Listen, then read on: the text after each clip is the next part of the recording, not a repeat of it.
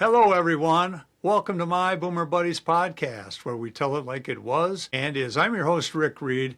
John Hayes is with me today, and we're going to talk about a couple of things. First of all, we are going to talk about the holidays. Happy holidays to everyone, and welcome, John, back to the show. Thank you so much, Rick. And it is an honor to be, again, considered a Boomer Buddy, but also be invited to help you on the holiday broadcast. Now, I have to be in running for Rookie of the Year, right? I just joined the show like 9 months ago, so Absolutely. And also, you hate people that use aliases, and I'm glad that you just came out as you were. So you're famous. definitely up for the running. Maybe we'll announce it in the next couple of weeks. Now, the other thing we're going to do is just kind of review the last year, the episodes we put out. Overall, we're over 100 episodes if you want to check out the catalog for my Boomer Buddies. Both of us are going to talk about our favorite shows from the year. But let's get started with the holidays. Merry Christmas. I'm a Christian, and a lot of my stories go with my Christmas memories. And how about you, John? I'm going to say a Merry Christmas to you. Thank I have we'll say the Christian background, but I also, it's been interesting having friends who are Jewish, just to have that additional perspective of this time of year in this age of divisiveness and all that stuff. Let's celebrate the holidays, man, woman, child, whatever our background is. Let's go for it and celebrate. I agree. I have Jewish friends as well and other backgrounds as well, other religions. So, hey, happy holidays. Let's get into it. I come from a family. I'm a boomer. From 1957, I was born, and I have so many great memories as a kid. We had a pretty large family, 6 kids, and the sixth kid was born in 1965.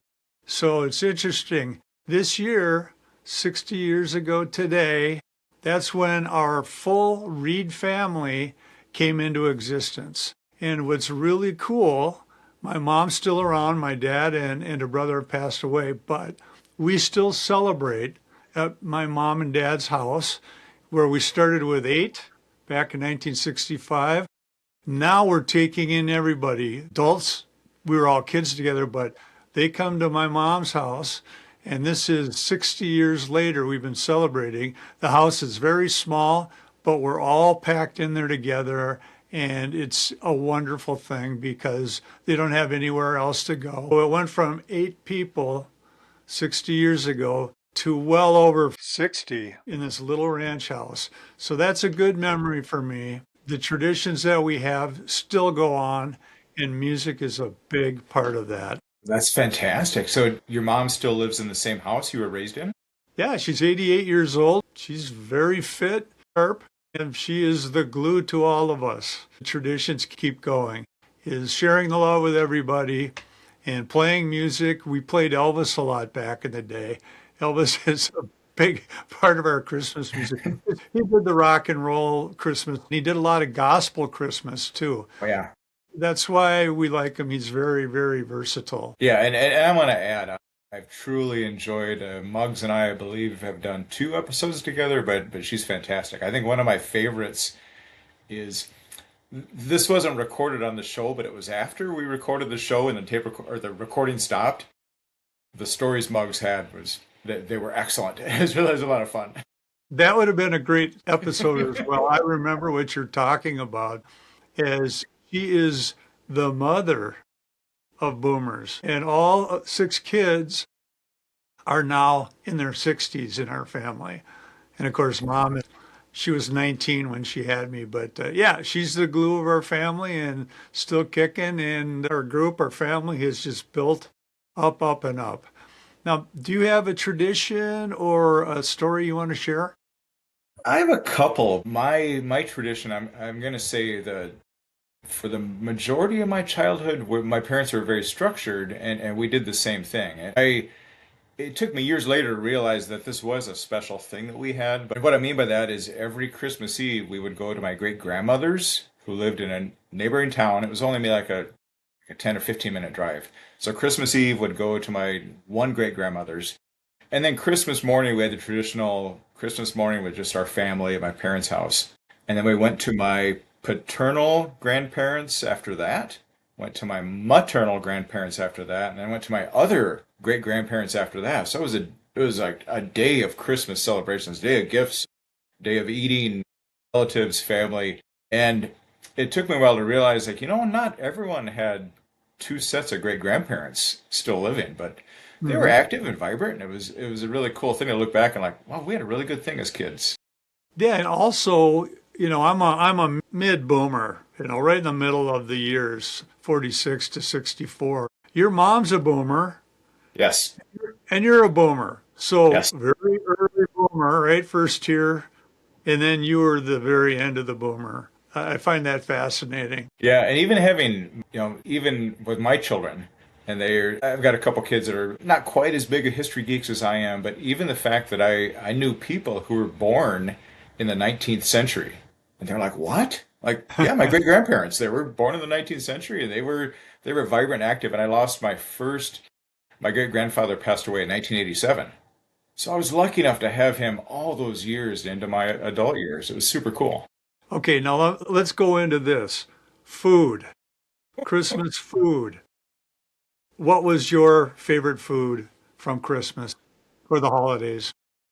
Well, I've got a couple of stories about this. I'm going to say, and again, keep in mind my parents are structured, but I'm going to say every Christmas that I can remember, there are two staples that have been served forever. And my mom makes a batch of fudge, and it hasn't changed. I'm going to say that that recipe, that batch hasn't changed in 50 some years. And she also makes Christmas cookies. And they're nothing fancy. They're kind of the basic Christmas cookies. She's got a homemade recipe for frosting, kind of a basic, but the Christmas cookies themselves are in three shapes. There's a Christmas tree, there's a star, and there's a bell. And every year she uses three different types of frosting. She uses a red frosting, kind of a bluish frosting, and green. And that's been 50 some years. The cool thing about that is that one day out of the year, and that's Christmas morning, we didn't have to eat breakfast food. We could eat cookies, fudge, anything we felt like. It was the one special day of the year. Otherwise, we had to eat cereal and normal breakfast. Another little story about those Christmas cookie shapes. Like I said, for 50 some years, we had these three basic shapes. And I'm going to say just about 2 or 3 years ago, I was looking for something in my parents' in one of the drawers in the kitchen, and I found the drawer that contained the cookie cutters. I found a fourth cookie cutter, and it was the shape of a Santa Claus. I'm like, Mom, why did you ever use the shape of a Santa Claus? And she said, oh, I didn't like that one. So like 50 years, one pristine cookie cutter. I mean, it was like finding out that I've got a long lost brother somewhere that I didn't know about. This cookie cutter exists, like shape of Santa Claus. It would have been awesome, but it was her decision. I'm okay with that. Well, that's her tradition that she chose to keep on was three and four. That's a cool story. Yeah, and how about part of the main meal? Do you remember anything? I don't remember. I mean, for a while, my mom was in a kick. I shouldn't say it like that. She had the tradition where we would have oyster stew after we returned. It was on Christmas Eve after we returned from my great grandmother's, but that tradition didn't really continue on. I'd say that ended somewhere in my teenage years, but no, I don't really have one main dish we had to have for a Christmas meal. We didn't really have that, so You didn't have turkey on Christmas and Thanksgiving? no, no, no. How about you? Well, they have turkey. They had turkey on both, but I don't eat fowl, but I won't get into that right now. But there'd be some ham sometimes. Ham was good. And I'm a big guy on the holidays to get the sides, the side meals, sweet potatoes, mashed potatoes and gravy. I like the buns, just hot out of the oven. I like corn. The side servings is what I really enjoyed. And people felt bad for me that I didn't eat turkey, and I could care less. Don't worry about me. I can find stuff to eat and really enjoy. And then you mentioned the cookies. Heck yeah. Heck yeah, I really enjoyed those. And we'd have a big, big variety. My dad liked Russian tea cakes. Do you know what those are? I don't think so. Like a shortbread cookie, and it had nuts in it. I think it's walnuts, but I didn't really like nuts in cookies, so I didn't All really right. eat them that much. And then the little cookie with the Hershey's Kisses on the Oh, top, peanut butter. So those yeah, are oh, great. I like that stuff. So yeah, so the food was good. But as a kid, I couldn't wait for the presents. Yeah, because we're talking about Christmas Eve. And then with church, we usually went Christmas Eve because when you got six kids, eight and a half, all the way down to 2 months old, you want to go to church early because then the kids will be getting up really early. And of Yeah. course, the folks, they got to do what they got to do. Well, we're in bed trying to sleep, and then they probably don't get to bed until 4 in the morning. And then, of course, we're up at 5 in the morning and we're told to go back. And then, like 6 o'clock in the morning, finally, we drag them out of bed and they're dead tired. And then we did see our cousins. We'd probably trade off on our cousins on both sides, alternate years, but we really enjoyed spending our time with our cousins for the Christmas season. Fantastic. Was the Christmas Eve church service, was that part of the tradition? I mean, was that something that you did every single year? We tried to, yeah, yeah. It's kind of hard to on Christmas Day after you open presents. It's hard to go to, Christmas mass when you're thinking about your toys and all that. Yeah. Like mugs, my mom could correct me, but I think most of the time we did Christmas Eve. Yeah. How about you? What did you do? We didn't, the Christmas Eve church service, we didn't always attend, but for sure, I remember, and maybe it was one of those things we started when I was in college, whatever. For sure, once the grandkids started arriving, my mom, it was fun. And just for your background or for your reference, the grandchildren started arriving in 1984. We would have, like, between my siblings and I, there's a grandchild appearing at least one every year for the next 7 or 8 years. The Hayes family going to church was a big event because it was all of us kids and the grandkids, and my mother was just beaming. She had a big canvas bag full of books, crayons, toys, snacks to serve the needs of any grandchild in church. And it was fun witnessing her just being so happy and proud of all of her grandchildren. And we took up a good two pews in the church, but the kids loved it, and it was just a fun way to kick off the Christmas Eve holiday. I'll put it that way. Oh, nice. I'm getting a big smile on my face because I'm remembering so much from back in the day.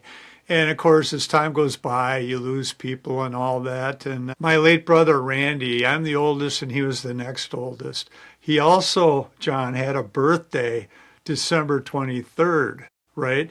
Yeah. Now, all of you viewers and listeners out there that have birthdays around holidays, you can either feel like you're getting screwed on that, or maybe you could get some overcompensation, as far as the way present. My brother Randy, I felt anyway, that he got overcompensated because he was so close to Christmas. His godmother was my Auntie B, and he always got the best presents. So I was very jealous, very unchristian of me, but I was very jealous because he got some great presents. And I'm kind of remembering that right now.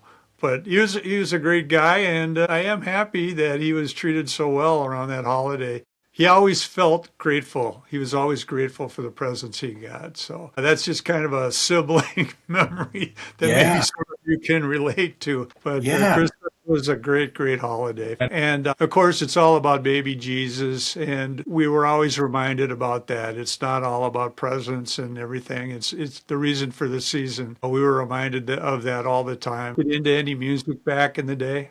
I was just going to ask you your favorite Christmas song. Now, this could be a hymn from church or more of a pop twist on a Christmas. Do you have a favorite Christmas song, or it's not Christmas until you hear this song? Yeah. Yeah, I really like for the rock and roll Santa Bring My Baby Back to Me by Elvis. Nice, nice. I like just about any hymn.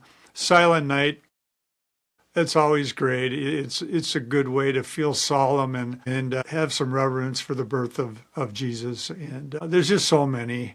What's the Andy Williams? Wonderful It's the most wonderful time time. of the year.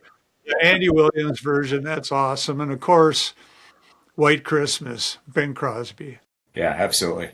You? I would say, yeah. Some of the classics. My absolute favorite, and I heard a rendition of this probably 15 or 20 years ago, but we had a singer in our church sing an incredible version of "Oh Holy Night." and it nearly brought me to tears. It was just beautiful. It did. I teared up. This guy was just an awesome singer. So that remains a very, very dear song to me. I like the from Meet Me in St. Louis, the old school "Have Yourself a Merry Little Christmas," like the old Judy Garland version.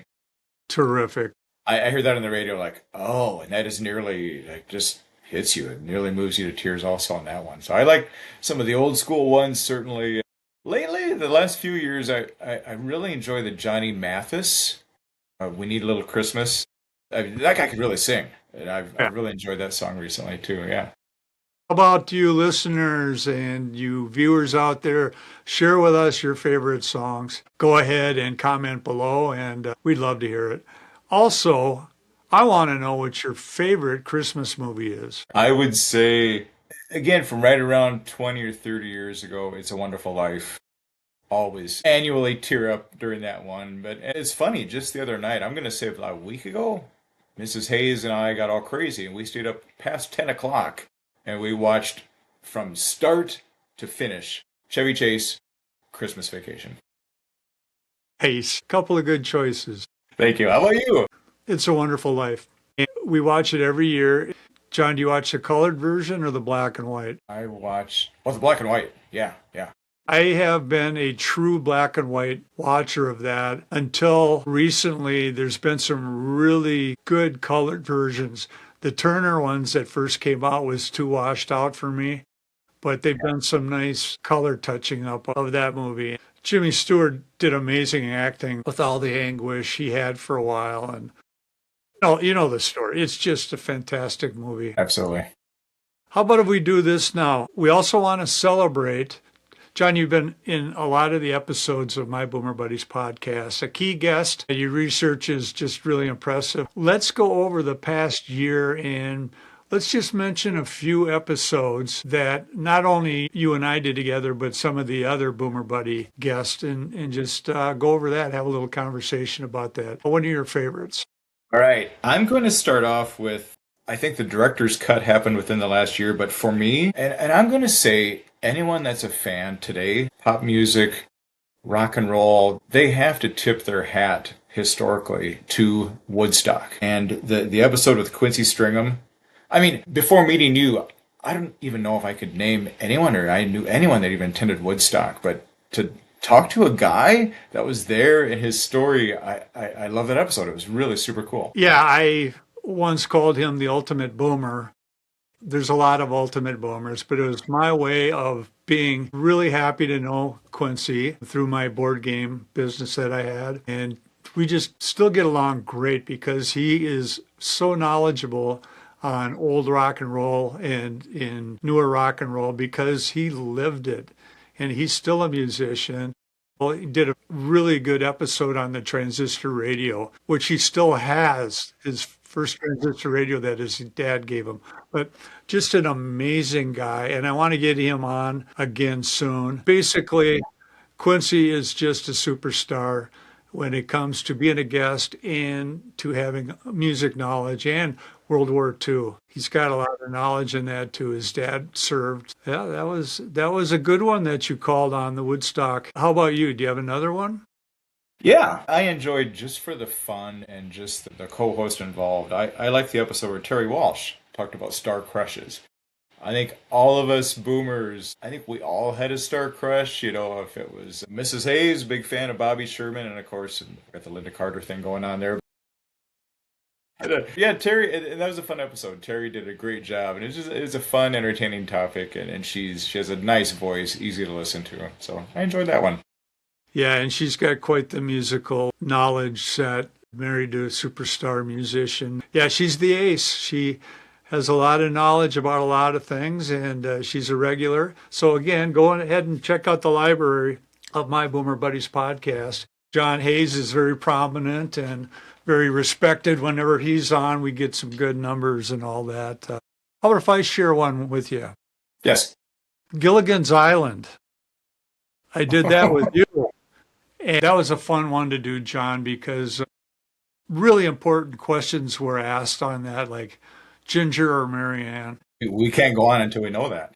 Right, right. And I think I said both. But anyway, that got a lot of hits too. Showed a lot of interest. And you got to remember that we are seen all over the world. So, Gilligan's Island's been syndicated all over the world too. So we get even more hits on episodes like that. But that was a fun one to do with you. Thank you. And I'll give you one more.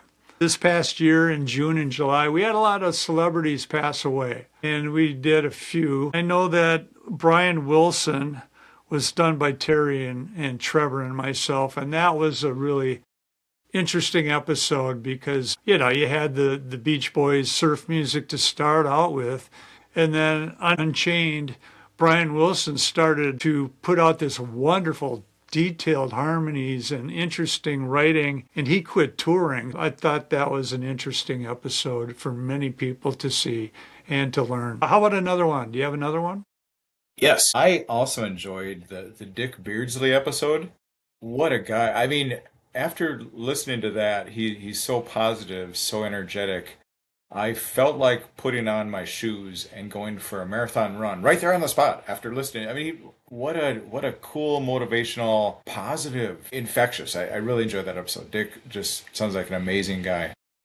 Yeah, he really is. And he's gone through so much. He's been on such a high, being a world champion marathon racer, runner, and also very, very lows with addiction to pain medicine. He got his leg caught in farm machinery and he got addicted, and he's such a great soul. And it just shows that anybody can become addicted, even the best of the best personalities. And he got through it, still fights every day. He's such a great person. I was very, very honored to have gone to school with him back in the day, and he was very gracious to be interviewed. Yeah, that's a great choice. Thank you for choosing that episode, Dick Beardsley. Well, I've got another one.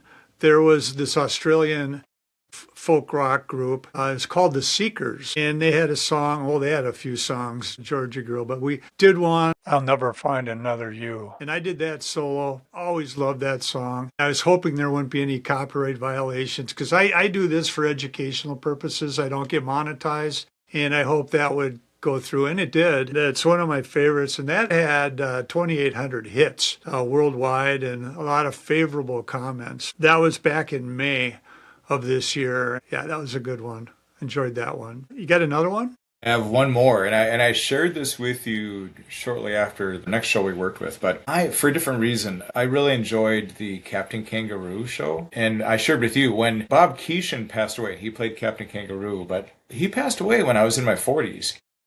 And that bummed me out for 2 or 3 days. It was like losing a grandparent. I mean, he was just such an awesome part of my childhood that I was sad the day he passed away. So I enjoyed the tribute to Captain Kangaroo. It was a very special show to watch. I watched it multiple times. Again, you nailed the research on that. And I like it when I can listen to you or other people with some knowledge and learn. Because I really love old cultural stuff, and I retain a lot of stuff, but not everything. So I love to learn, and it's fun learning from you. So thanks for making that choice. Thank you. I've got one that we did together. It's called, this episode, The Rifleman. My first. John, I still watch it every day. A couple episodes on MeTV. I never get tired of that show, and there's always good lessons. Yeah, I learned so much from you, and the technical stuff and the opening. There's 13 shot sounds, but he only clicked it 12 times. I mean, just nerdy stuff that you pointed out. And anyway, but a great show. I don't know people that don't like that show. And we even talked about Johnny Crawford. He was a little teen idol, and yeah, just some good things out of that show. Thank you. My Boomer Buddies podcast, where we tell it like it was and is. And John and I shared our favorites. If you have any favorites from that show, go ahead and share that. And please share, like, comment, and subscribe. And we love hearing from you. It's a joy for us to make these shows. If you really, really want to be a guest, let us know.